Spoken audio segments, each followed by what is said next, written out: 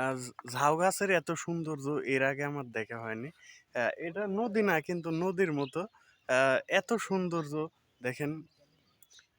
নদীর ধারে অবহেলায় পড়ে আছে কত সুন্দর ঝাউ গাছ। এই গাছগুলো যদি শহরের কোনো অলিতে গলিতে শোভাবর্ধন করতো, উপযুক্ত পরিবেশ পাইতো, তাহলে কত সুন্দর লাগতো। আমাদের সমাজের অনেক মানুষ আছে, অনেক মেধা আছে, তারা হয়তো ডাক্তার হতে পারতো, ভালো গায়ক হতে পারতো, ভালো ইঞ্জিনিয়ার হতে পারতো, কিন্তু এরকম উপযুক্ত পরিবেশ পায়নি জন্য তারা আজ পথের ধারে এরকম নদীর ধারে বা খারাপ পজিশনে আছে।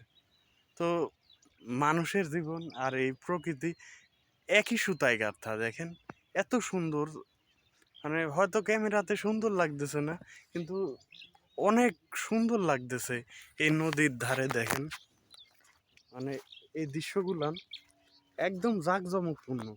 আপনি নিজের চোখে না দেখলে এই সৌন্দর্যগুলো দেখতে পাবেন না। দেখেন আমার চারপাশে শুধুমাত্র ঝাউ গাছ। এই দেখেন কি সুন্দর শিশির পড়ে আছে ঝাউ গাছে। ধন্যবাদ।